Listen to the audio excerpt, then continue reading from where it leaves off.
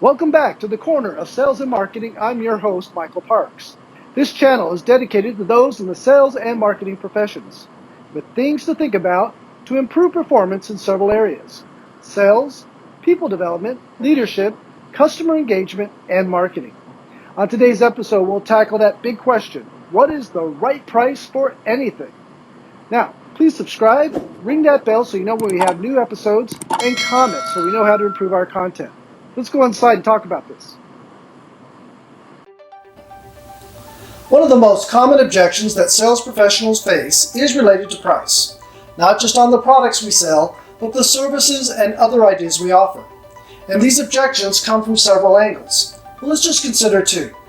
The price you offer on an identical product your customer can get from any number of competitors, and the price you might offer on an alternative product that serves basically the same function. Now, the best way to overcome these objections is knowing exactly what you're selling, the value of that offering, and the ability to articulate that value. Is it competitively priced? That is the big question. Now, while professional salespeople don't focus solely on this question because they know how to sell value-added and other approaches, one cannot escape that it plays a vital role in the overall selling process. Now, there are many different approaches to price management and price science out there today. The thoughts I'm offering today are not meant to compete or replace any of those that you might already have in use. But what are some of the considerations, the factors that go into an ultimate price decision, not just from your perspective, but the customer? In no particular order, the first one is usage. Is it a high volume, frequently purchased item, or a seldomly purchased or unique item? High volume means more price sensitivity, seldom purchased means less. The next factor is product type. If it's a true commodity, it's going to be highly price sensitive. If it's a value-added product, it's going to be less price sensitive. Now, if you're selling a pure commodity product, you definitely need a more value-added approach than just product selling. The third factor is competition. Are they local or national in scope? And how do they use price? Some competitors brag that they have the lowest prices, and you'll need to show your customers that sometimes you get what you paid for when you go with these low-cost providers, or you'll just have to match their low price. The next factor is customer behavior and cost to serve.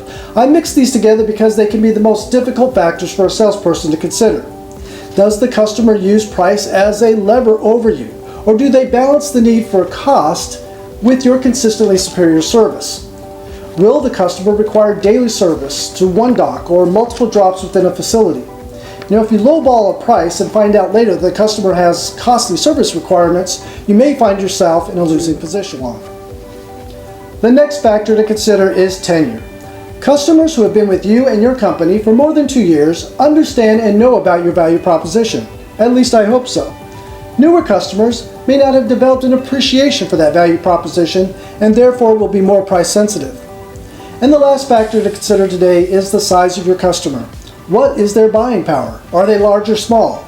Now, this is not about taking advantage of any customer, speeding as they call it. It's about finding an equitable price for you and the customer.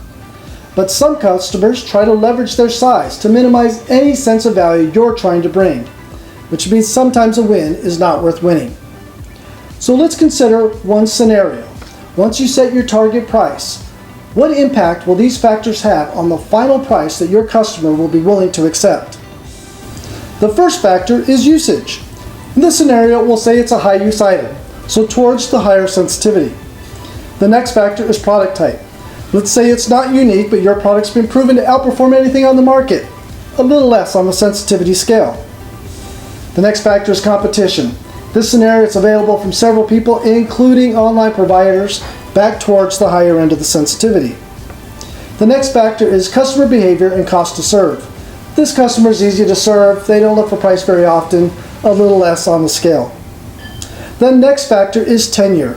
In this scenario, we'll say the customer's been with us for 10 years. It's a healthy relationship, we engage challenges together, a little less on the price sensitivity scale. And the last factor is size. It's your largest customer, and they're number 2 in their industry, a little bit more on the price sensitivity scale. So in the end, in this scenario, your winning price is likely to be less than your target. So if you did not consider these factors, you may have lost the business and not know why. So being the most informed and prepared salesperson in the market becomes very important to overcoming price objections and maximizing margin opportunities. Knowing your products better than others, understanding how to sell value-added approaches, having in-depth knowledge of how your competitor prices, and the newest wrinkle, what price can your customer find on the internet for the same product, are just some of the ways of being prepared. The others having good information from which to make solid decisions. In some companies, the salespeople make the pricing decision, largely based on gut feel. In other companies, marketing sets the price, largely based on data and broad perspectives.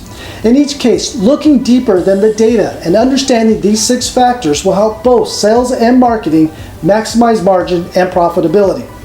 Remember, you as the salesperson have a level of value that should be put into the calculation of the overall price you offer your customer. That is something to think about.